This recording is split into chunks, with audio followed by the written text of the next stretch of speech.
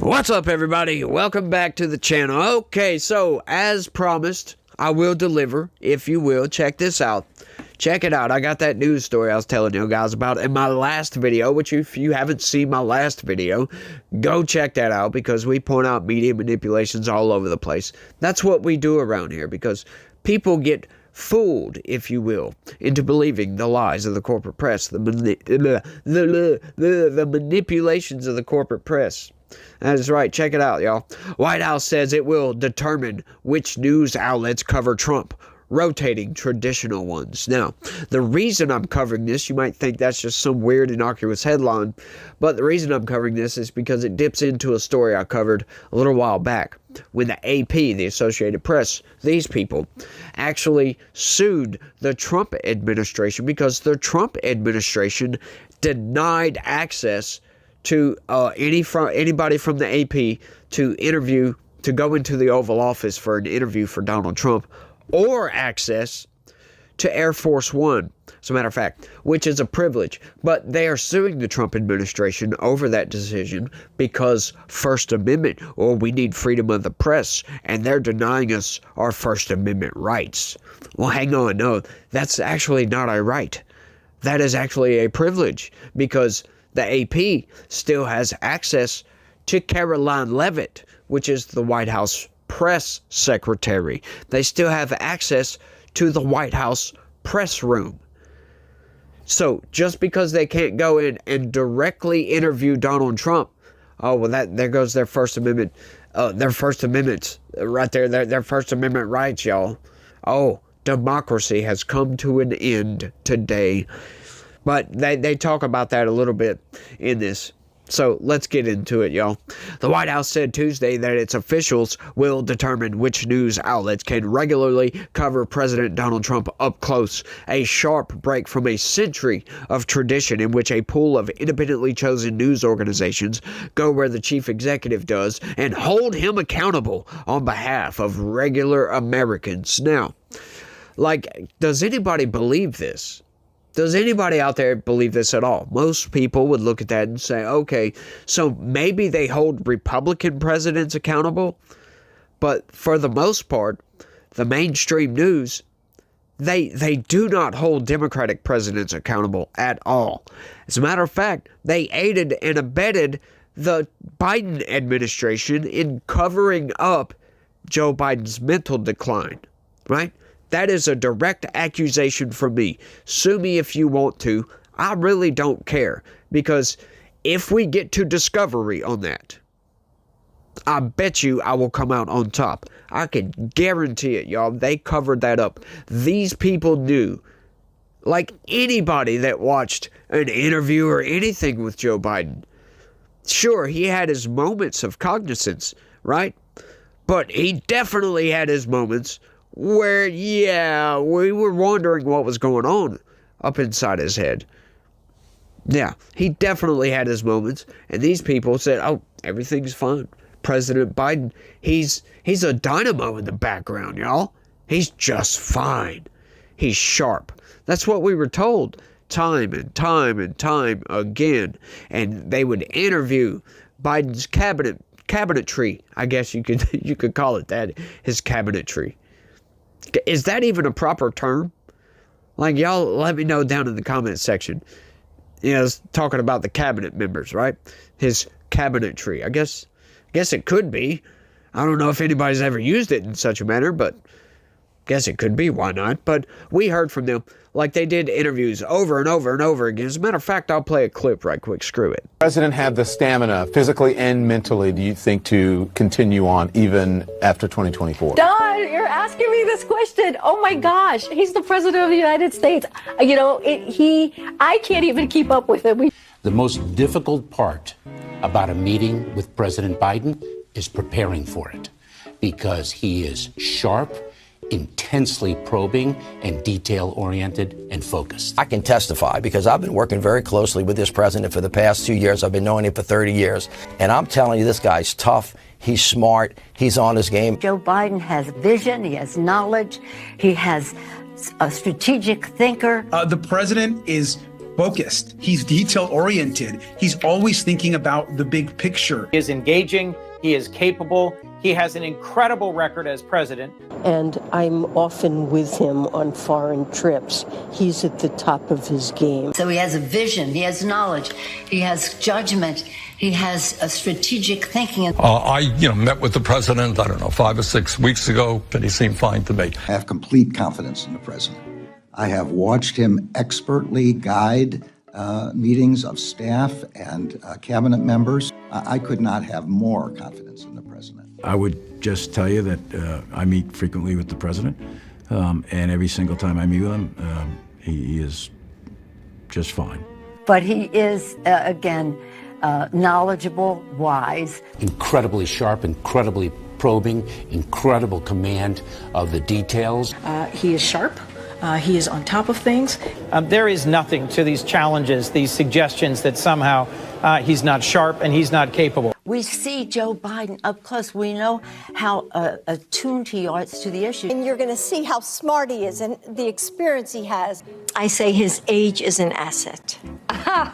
He's wise. Yes, he's wise. He has wisdom. He has experience. And his experience, because of his age and his wisdom, has been invaluable to this country. A lot of countries, people who've been in office a longer period of time are praised for their wisdom. I have seen a lot of 72-year-olds not as capable as this 80-year-old. It is hard for us to keep up with this president.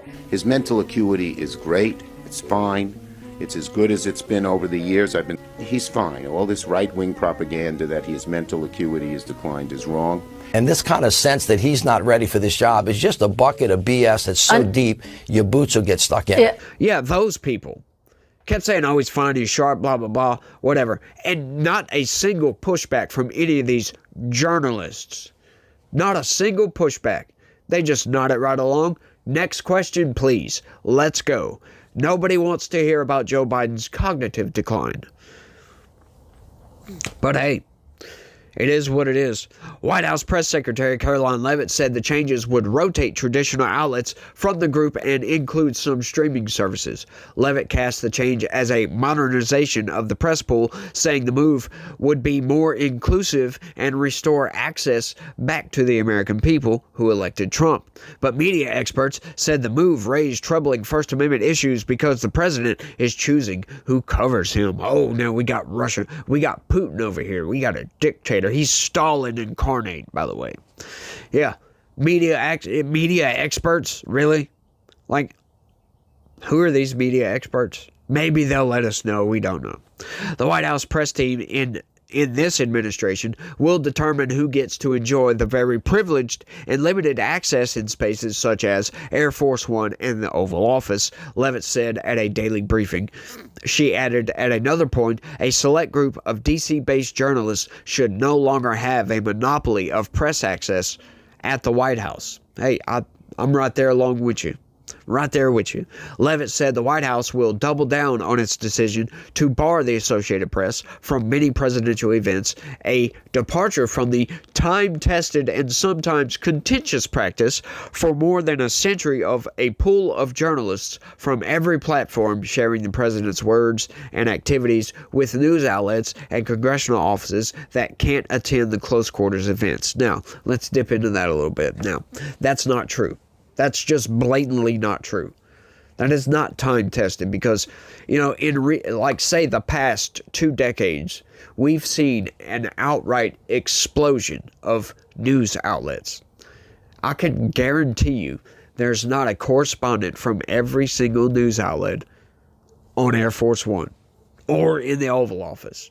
What they meant is their group of buddies, all the mainstream news, the Associated Press, the New York Times, the big guys. That's what they should have said instead of saying whatever they said. The time test, sometimes contentious practice for more than a century of a pool of journalists from every platform sharing the president's words and activities. From every platform. Yeah, that's a lie. That's just a blatant lie. Traditionally, The members of the pool decide who goes in small spaces such as the Oval Office and Air Force One. It's beyond time that the White House press operation reflects the media habits of the American people in 2025, not 1925, Levitt said. There are First Amendment implications. Here we go, y'all. The change, said one expert on presidents and the press, is a dangerous move for democracy. Oh, did you hear that, guys? Make sure and go and write this down on your refrigerator that Donald Trump is a threat to democracy. This is a dangerous move for democracy, y'all. It really is. Like, who are these experts? An expert on presidents and the press. Right. Yeah.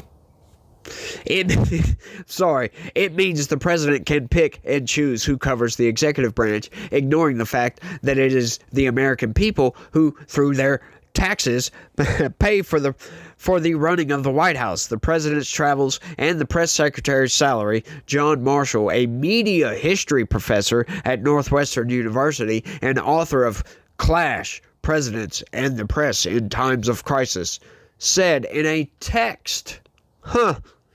Eugene Daniels, president of the White House Correspondents Association, said the organization consistently expands its membership and pool rotations to facilitate the inclusion of new and emerging outlets. Is that so?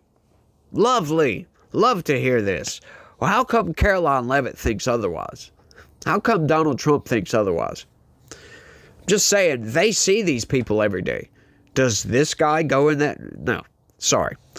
This move tears at the independence of a free press in the United States. Does it? Does it tear at the independence of a free press, or does it tear at the AP's ability to get access to Donald Trump, knowing that you're going to smear him in news articles like you guys always do? You always manipulate the stories in such a way to make him look bad. Like, I would have booted you guys out too. You guys sometimes produce fake news. I've covered such fake news time and time again. Wait, hang on, didn't I cover some fake news already? I'm just saying. It suggests the government will choose the journalists who cover the president, Daniels said in a statement.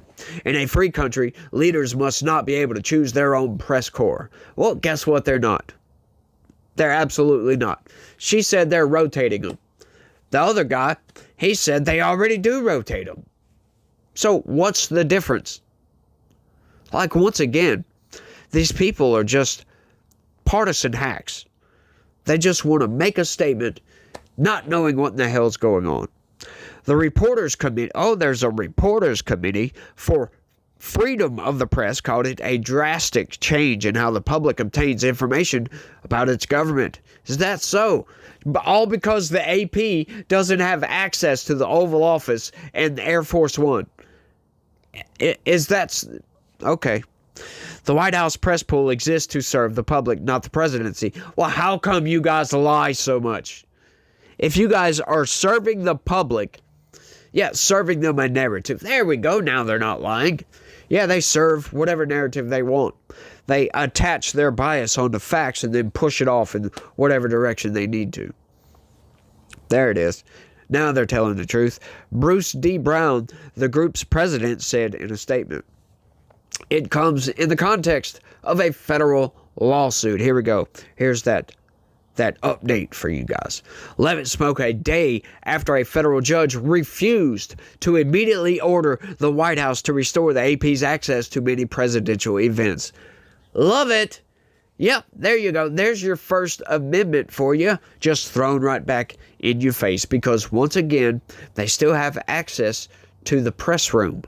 Yeah, just because you don't get the privileged access of the Oval Office and Air Force One doesn't mean that they're curtailing your First Amendment rights. I love how they're lamenting on this, though. Just love it. The news outlet, citing the First Amendment, sued Levitt and two other White House officials for barring the AP from some presidential events over its refusal to call the Gulf of Mexico the Gulf of America, as Trump ordered. Right? He ordered them to do so. See what I mean? Media manipulation, it's constant. It's there. It's always. AP has said its style would retain the Gulf of Mexico name, but also would note Trump's decision. Oh, there you go. There's a bit of a capitulation there. Trump decided to change the name.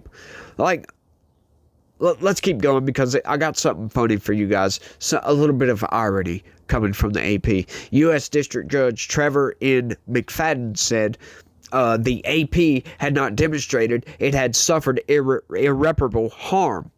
But he urged the Trump administration to reconsider its 2-week-old ban, saying the case law in the circuit is uniformly unhelpful to the White House. Who cares? McFadden's decision was only for the moment, however. He told attorneys for the Trump administration and the AP that the issue required more exploration before ruling. Another hearing was scheduled for late March. The AP stylebook is used by international audiences as well as those within the United States. The AP has said that its guidance was offered to promote clarity. Is that so? Another Trump executive order to change the name of the United States' largest mountain back to Mount McKinley from Denali is being recognized by the AP stylebook.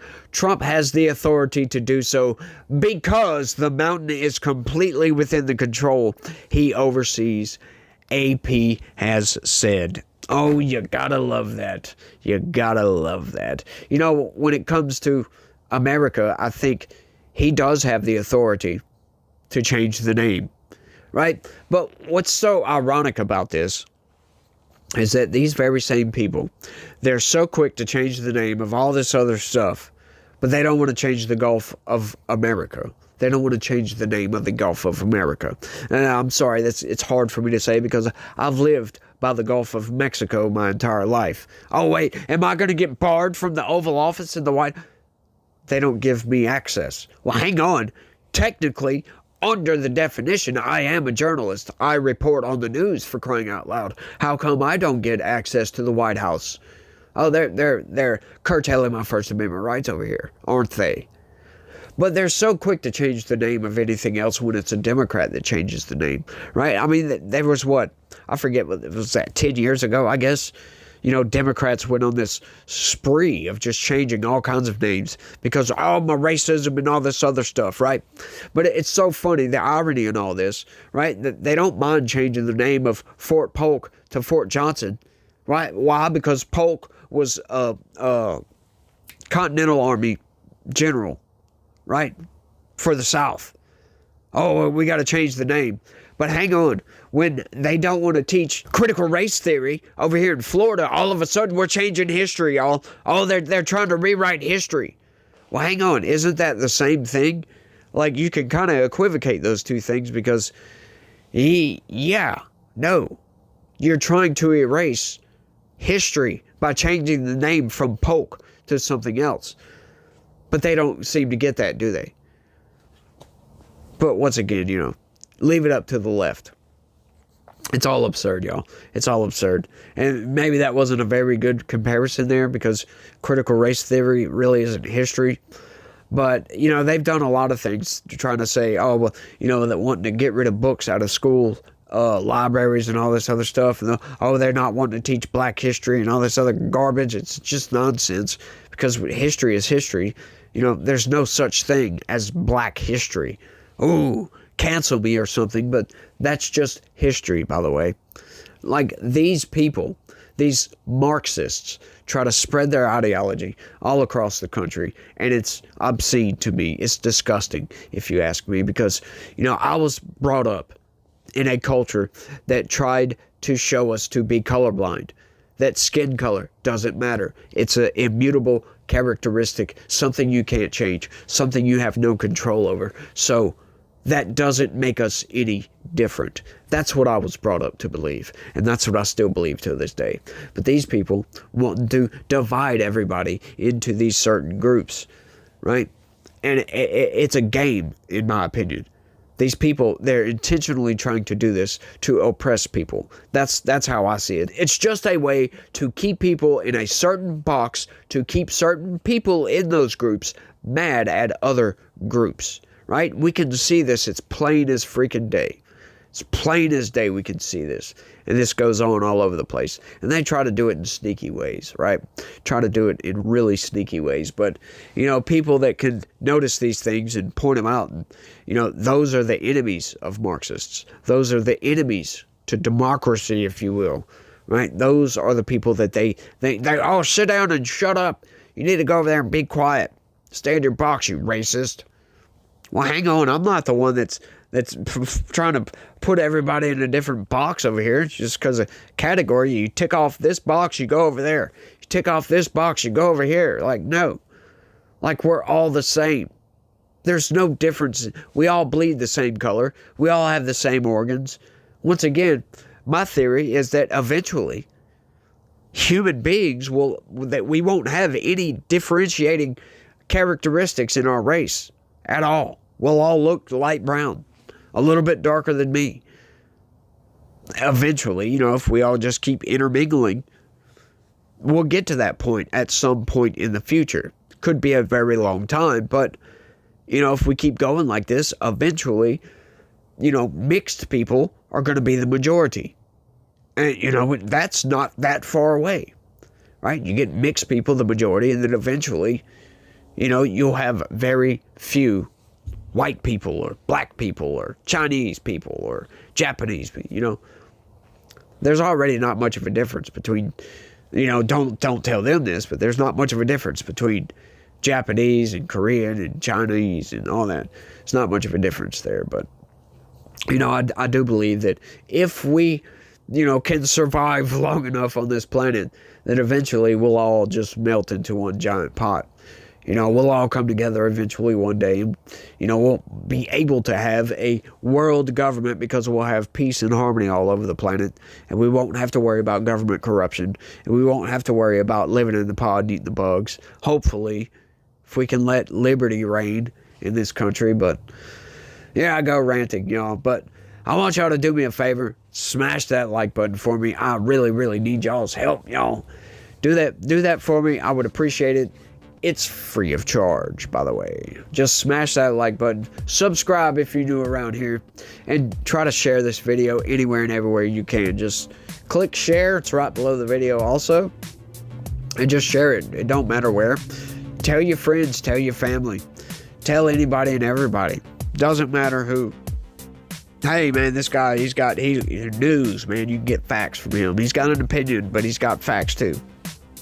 Y'all tell everybody for me. I would appreciate that, because, once again, I'd love to be able to do this for my day job, because I'm getting sick and tired of carrying glass all over the place. Sick and tired of that, y'all. But that's all I got on this one. I want y'all to let me know what y'all think about all this down in the comment section. You know, do you think that, you know, Caroline Leavitt, you know, the White House barring the AP from